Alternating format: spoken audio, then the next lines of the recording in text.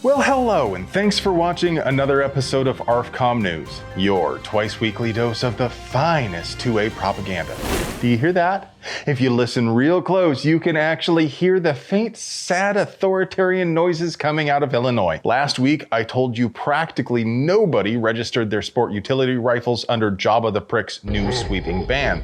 Only about 1% of the 2.5 million gun owners in Illinois registered anything. Considering the new ban covers any mag that holds more than 10 rounds and a wide range of self-loading rifles, pistols, and shotguns, not just the scary black ones, it seems pretty reasonable to conclude most gun owners have at least one item covered by the ban, but compliance rates are so low, now the Illinois State Police have magnanimously offered not to throw people in a cage if they register now, after the deadline has passed. Some people have speculated the ISP made an oopsies and unintentionally left the portal open, then had to issue a statement to make it sound like it was totally on purpose. But I think they're just desperate to get any sucker they can to register. One could also point out the Illinois State Police don't actually have the authority to change the law, so the DA could come through next week or in a few years and charge everyone who self-incriminated by registering after the deadline. Regardless, almost nobody is falling for it. The only purpose for the registration is so they can confiscate your stuff when they close the grandfather loophole in the next session. Besides, everybody knows the JBTs at the ISP have no way to know what you have in your home unless you tell them. Of course, I would never advise you to break useless, unenforceable, unconstitutional laws, but I would advise you to support our sponsors to make it possible for us to produce quality 2A propaganda, so let's pay some bills. Today's video is sponsored by Hydra. From the genius that created the Bushmaster firearm comes the Hydra Mark 15, the ultimate weapon platform. Modular, versatile, and mission-driven, the Hydra Mark 15 quick and easy caliber changes give you a whole lot of options without costing a whole lot of money. And by Primary Weapon Systems. PWS is now offering their advanced BD suppressors in 4 caliber options: 7.62, 9mm, 22, and 5.56. These suppressors offer revolutionary sound control, all while remaining lightweight and tough. Easy to clean, easy to install, easy to maintain, these suppressors will make shooting even better than it was before. Californistan's near total ban on carrying guns in public has been dealt another serious blow. Last month, U.S. District Court Judge Cormac Carney ruled SB 2's coverage is sweeping, repugnant to the Second Amendment, and openly defiant of the Supreme Court. And he issued an injunction preventing enforcement. The state immediately appealed, and the Ninth Circuit issued a stay on the district court's injunction, allowing SB 2 to go into effect on the 1st of this year.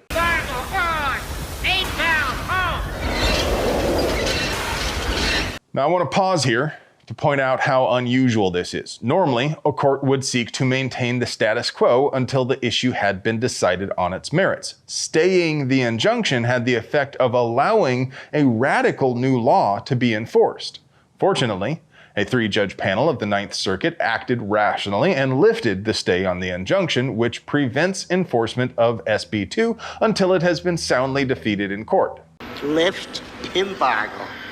The panel also combined the May versus Bonta case with the Carolero versus Bonta. The former was brought by Reno May and joined by the California Rifle and Pistol Association, the GOA, the Gun Owners Foundation, Gun Owners of California, and the SAF. The plaintiffs in Carolero include the FPC, Orange County Gun Owners, San Diego Gun Owners, and the California Gun Rights Foundation. The court will still rule on the merits in the appeal, and as you know, the Ninth Circuit is notorious for ignoring the Second Amendment, but rest assured, we'll keep tracking it. Friends, I have been waiting so long for this moment. Wayne LaPierre has resigned from his role as executive director of the NRA. Well, bye. Bye, Felicia. Since you gotta go, oh, you better go now. Now go, walk out the door. It probably didn't have anything at all to do with his shameless and limitless plundering of NRA members' donations. Lil Wayne says it was for health reasons, and, why shouldn't we take his word for it? It's probably just a coincidence that he announced his resignation immediately before the start of the trial, which is expected to expose even more of his scumbaggery. Like the smell of a decaying rodent cooking on the baseboard heater, we've been trying to get rid of Lil Wayne and his homies for decades. Now, the state of New York is doing it for us. New York Attorney General Letitia James is doing NRA members a solid by charging LaPierre and other senior leadership with a slew of offenses for ransacking the NRA's finances. Why is a devout acolyte of the Church of Civilian Disarmament working so hard to help us? Well, probably because she had hoped to disassemble the NRA altogether. Fortunately for us, that's not going to happen. The court will likely purge most of the senior leadership and appoint a special master to appoint new leadership and manage the NRA in the interim. But resigning isn't going to shield Lil Wayne from the legal consequences of his actions. Theoretically, it saves him the shame of being fired. You sure about that? You sure about that? That's why? But before leaving, Lil Wayne appointed a successor, which is not how things are supposed to work. The NRA's bylaws say the board is supposed to appoint the EVP. He's also not leaving right away. Unfortunately, he will continue in his duties until the end of the month. Joshua Powell was Wayne's number 2 man in his role as operations director, but was fired a couple of years ago and immediately flipped sides and started shilling for gun control. Now, he has accepted a settlement limiting his own personal liability to $100,000 in exchange for testifying against other senior leadership. Which brings us to another fun bit of irony. When the court inevitably rules against senior leadership, as it is almost guaranteed to do, they will be required to pay truckloads of money to who? Back to the NRA. So Letitia James is not just cleaning out the corruption, but helping to return some of the money stolen from NRA members.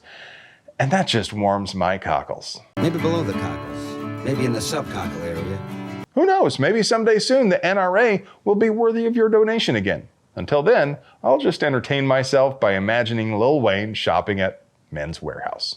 I guarantee it. Gundustry News. EOTech has announced a new Voodoo X line, which is, of course, based on their Voodoo line, but at a more affordable price point. The Voodoo X line will include a 1:6x24 and a 2:12x40.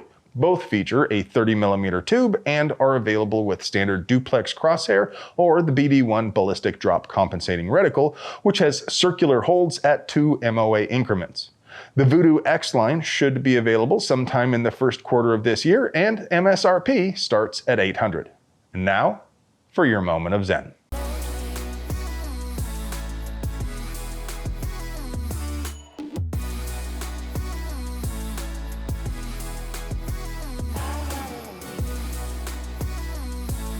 Hey friends, do you like pews and other pew-related things? Do you want to help us keep delivering you pure, uncut American pew propaganda at the low price of $3.99? We literally couldn't pay the bills without our sponsors, so do us a solid and get yourself something nice from them. You deserve it. I love you.